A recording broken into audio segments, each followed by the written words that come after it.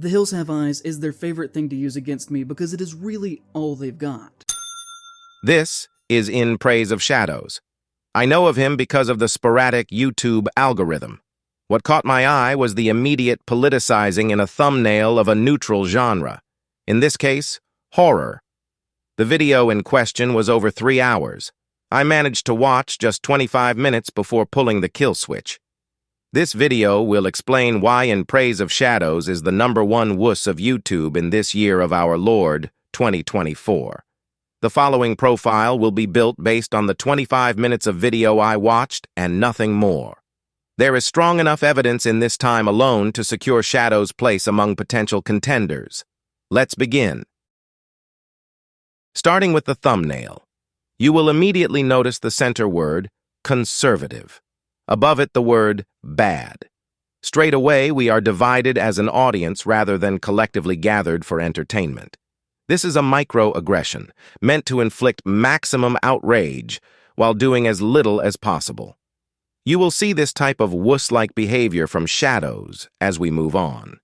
The title of this video is not only created to inflame and divide, but if you look closely, you will see egocentric grandiosity on ready display.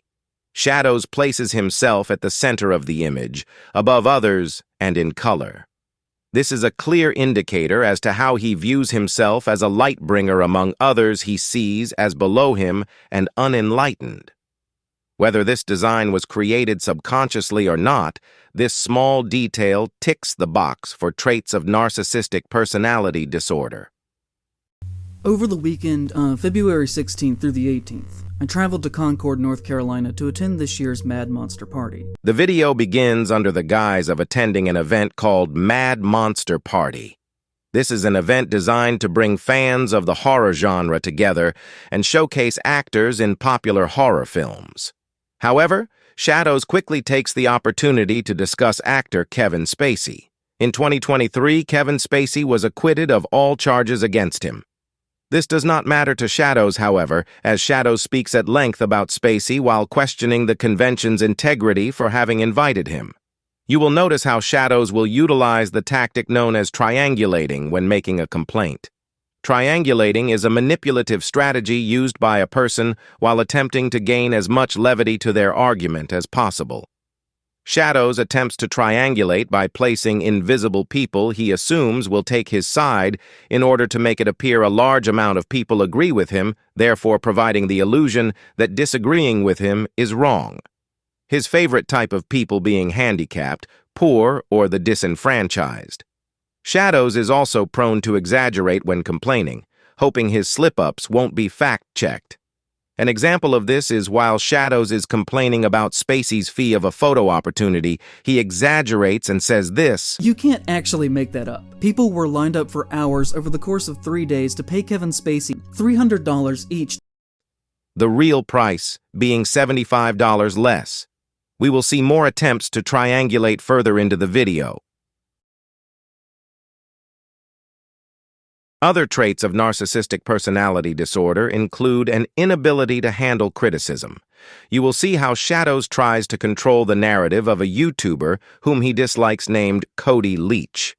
Shadows uses Leach's footage to turn the narrative under his own control. Fellow horror YouTuber Cody Leach was actually also at the convention and made his own videos on his experiences with it. He's a guy that I have not historically agreed with on most things.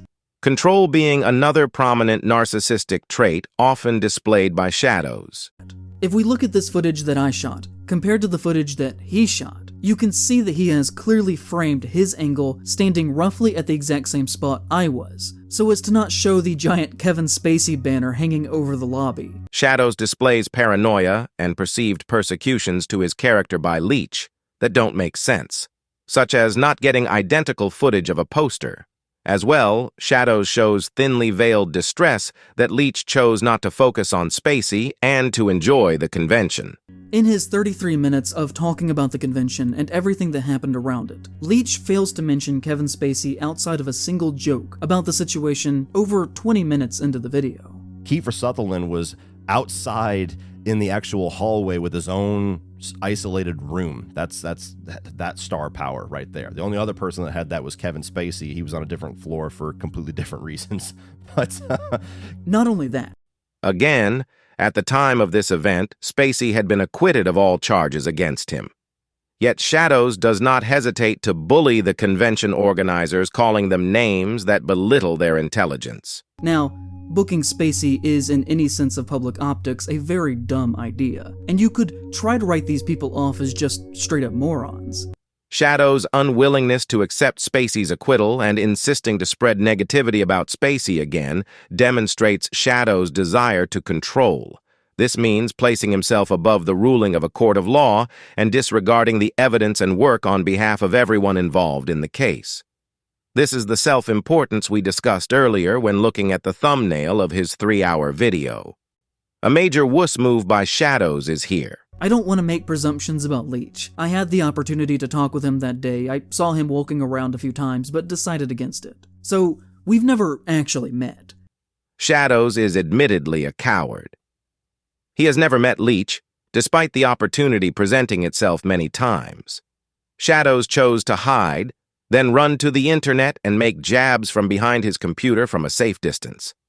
Not only has he made the conscious choice to not try to change his point of view and grow as a person by speaking with Leach, he has unknowingly made the mistake of an idiot as he is now by his own actions, willfully ignorant and unself-aware.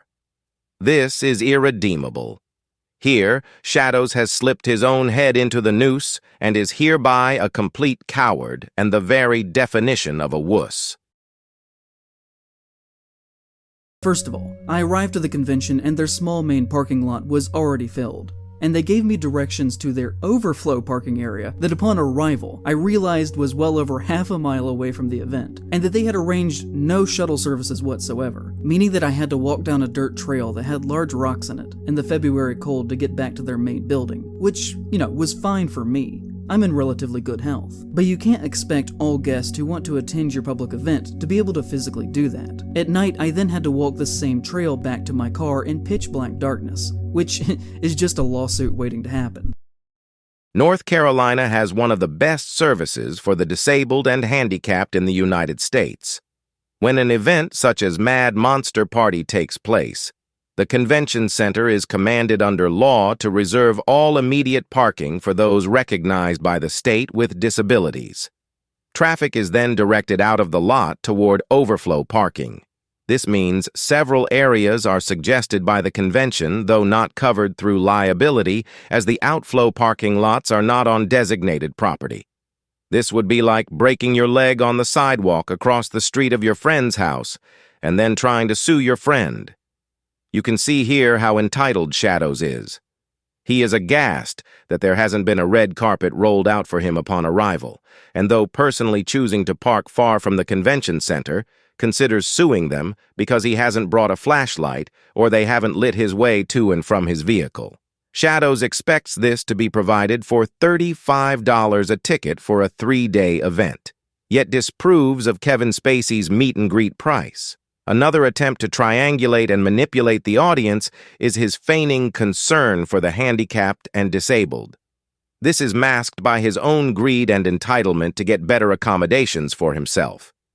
Another example of non-gratitude and entitlement is seen here, where he cannot believe the disposable bracelet given to him along with everyone else wasn't good enough because it was paper. They instead expected me to wear this paper wristband at all times for 3 days straight. Which is a wise choice on behalf of the event organizers, as it is both economically friendly and eco-friendly toward the environment.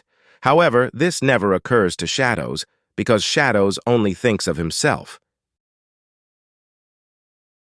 Very often it is the case that when conservatives want to criticize me, they will go back to that and use it as a weapon, by twisting my words in very bad faith to make it look like I said something that I obviously did not intend if you had watched the video. Usually in an attempt to make me either look crazy, or cartoonish, or racist, or that I don't know what I'm talking about, and I'm unqualified to have this job. As of yesterday, I had no idea who Shadows was. Had I come across his content without these red flags, I would have assumed none of this drama existed and been able to enjoy his content, making no assumptions about his character. However, Shadows displays classic attention-seeking behavior as well as a persecution complex. You can see here how nervous he is on camera, not because he is not used to appearing on screen, but because he knows he is lying. His body language is self-comforting, soothing himself while betrayal of truth spouts from him. His arrogance and delusional manners play an active role in his content, and because this is a mental problem, the two will remain intertwined forever, unable to separate. Shadows is a broken toy. For these reasons, I crown, in praise of Shadows, the King Wuss of YouTube. He is the champion of Wusses everywhere, and may his reign last 1,000 years.